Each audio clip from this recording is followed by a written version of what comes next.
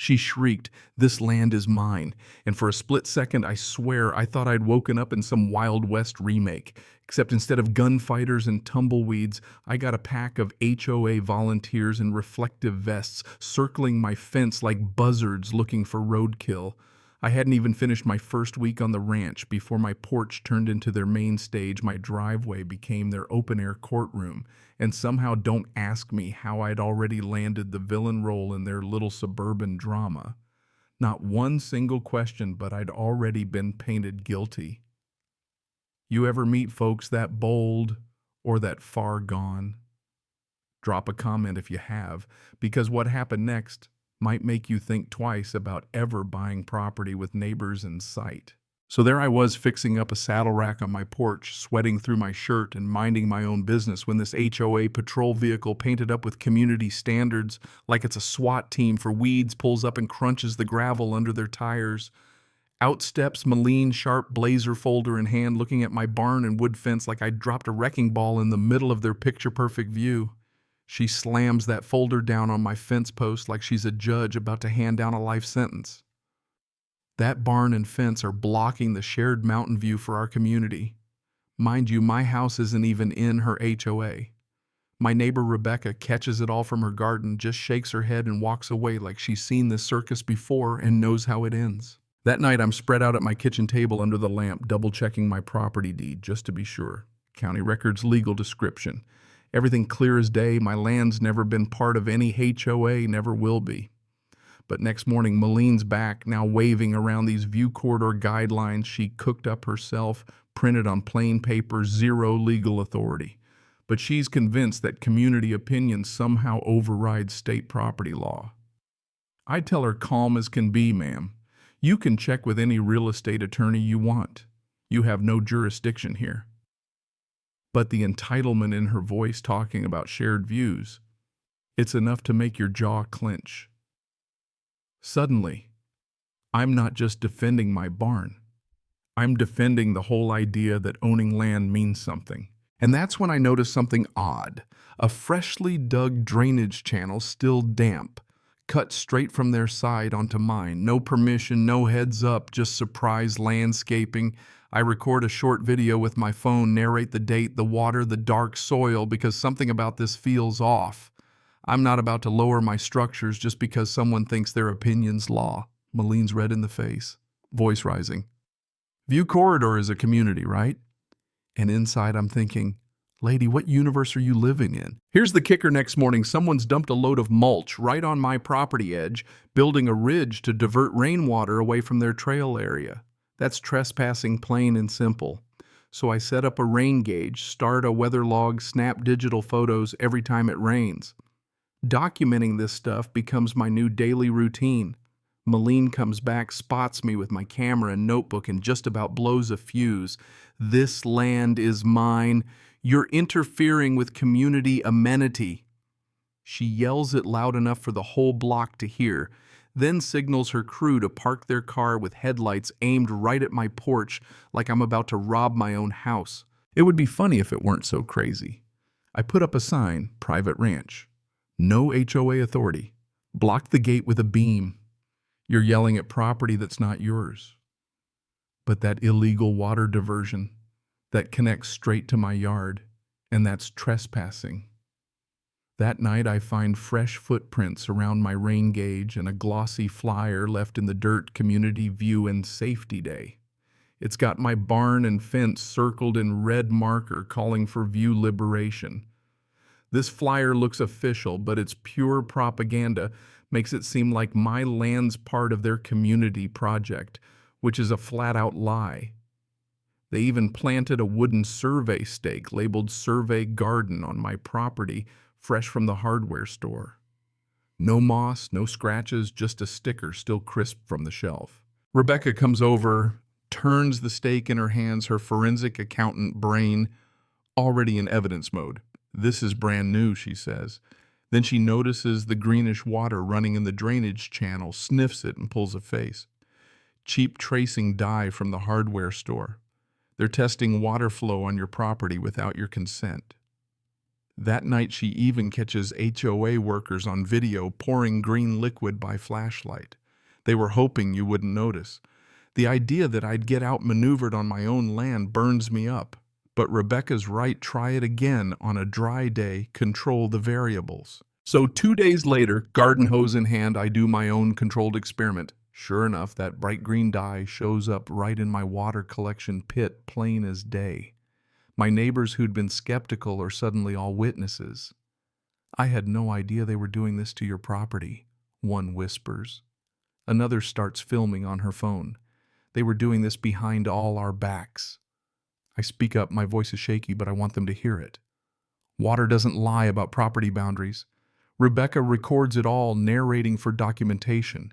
Clear drainage modification without consent. That night my phone rings a private number, someone breathing heavy, then a whisper. Stop tracing. Click. I'm not proud to say my hand shook a little. Next morning, a real county range manager named Steven calls, says he's heard about fire safety authority being claimed on my land. That's impersonating county officials if they're not certified. His tone says he's seen this before.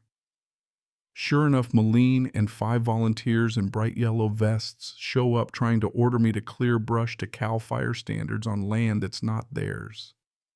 The vests are spotless clipboards full of attitude, but not one has a badge or legit ID. They even try handing me a citation printed on regular copy paper. Steven pulls up, flashes his county badge, and says loud enough for everyone to hear, "Ma'am, impersonating fire safety officials is a misdemeanor." The volunteers suddenly get real interested in their shoes. One even peels off her vest and slinks away. Steven points to a raw tree stump near my fence. This was cut without approval, boundary marker, tampering, property damage. He tags their mulch pile as a fire hazard, writes "remove immediately" in red, and hands Malene a county-sealed citation. Now they've got 48 hours to clean up their mess or face real fines. I line up bamboo stakes with a no HOA authority county verified property line sign. Later I spot a Greenview LLC truck, 2 workers measuring near the trail side eyeing my place. I'm furious about the impersonation and the tree cutting, but Steven's official backup puts me on solid ground. But Malene doesn't give up. She shifts tactics, pushes a preserve. Our Mountain View's petition makes wellness checks on me, spreading rumors I'm unstable for defending my rights. Neighbors start knocking, worried about my stress levels, suggesting I compromise for everyone's peace of mind. I pull out my deed and survey. My land was never part of any HOA agreement. Want to see? A few looked genuinely shocked. They'd been told a whole other story. Some even asked to see my paperwork, and I'm happy to show them. Suddenly, people start realizing they've been misled. "We were told you were just stubborn," one neighbor admits. "Nobody mentioned your land wasn't actually in the HOA." So I host an open porch demo, invite 5 neighbors, an HOA rep, and a flood control tech. No arguing, just science. Steven brings survey gear, lays out maps by the cut tree. "This marker was moved without approval," he points out. "The soil layers are disturbed, grass roots freshly severed, clear as day. Even the technician confirms it.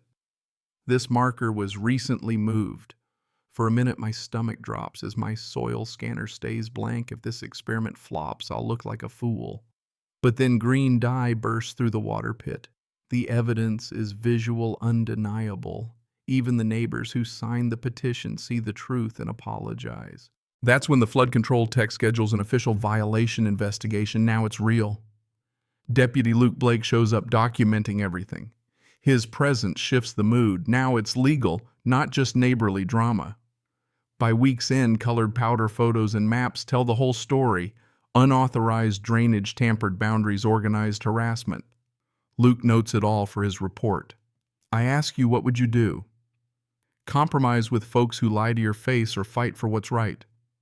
For me, property rights mean more than popularity contests. The real hammer drops when a county inspection team, flood control range, management code compliance shows up with clipboards, cameras, and legal authority. Moline waves a forged stop work letter with a fake seal, tries to argue community consensus overrides law. The inspector doesn't even blink. Ma'am, fabricated documents don't override state law. 3 violations get logged: unauthorized stormwater diversion, boundary tampering, trespassing. Every step documented, measured, photographed. And when Moline tries one last time, the community has already voted. The inspector calmly reminds her, gravity and property law don't care about votes. They post a stop work order, warn of $500 a day fines, and require all restoration in 48 hours. Suddenly, residents are asking hard questions. Why didn't anyone get proper approval? Why did this go so far? Here's where the real twist hits.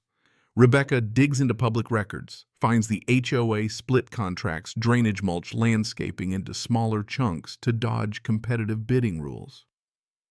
Every contract's just under the legal limit, all signed to Greenview LLC, a company owned by Moline's own sister, Linda Pierce, at the same address. It's textbook procurement fraud, organized family-run embezzlement, and now there's proof. A board member calls it out at a meeting. Moline tries to deflect, but the evidence is overwhelming. Rebecca lays out the payment flow, every dollar, every name on a screen for the whole room. The county opens a criminal probe for fraud, conspiracy, misuse of HOA funds. Subpoenaed bank records show money funneled straight into Linda's account. Greenview LLC didn't even exist until 6 months before Moline started awarding contracts. County surveyors come out to install permanent markers with GPS coordinates, no more backyard disputes. They even find the original granite marker buried under mulch for years. I run my hand across that weathered stone, feeling the last of the anger wash out. The county confirms my land was never ever in the HOA plat. Every attempt to enforce rules was illegal from day one. Inside, the community meeting erupts. Some residents call for Moline's resignation, others demand audits. One guy rips his HOA badge on camera. As the surveyor locks in those new markers, Stephen stands by me and says, "Truth stands without a vote." Within days, charges are filed: harassment, trespassing, property damage for Moline, procurement fraud for both sisters. The board suspends her HOA, faces civil liability, daily fines pile up until everything's restored. County sets new transparency rules and financial audits for all associations. This mess sparks a full regulatory overhaul. Restoration crews repair the damage, boundaries get respected, and the silence at sunset feels heavy but honest. And as I stood there by that restored marker, golden light catching the granite, I thought maybe the real lesson is property lines don't negotiate, laws don't bend to shouting, and truth never needed a vote to stand tall. How'd this one hit you? Did it land heavy, or did you find it satisfying? Drop your take in the comments. Would you have fought back or played nice? And if you got something from this story, leave a kind word. Maybe hit the thanks button to keep this ride going. All right, I'm leaving the ranch quiet tonight, finally, letting the truth speak louder than the noise.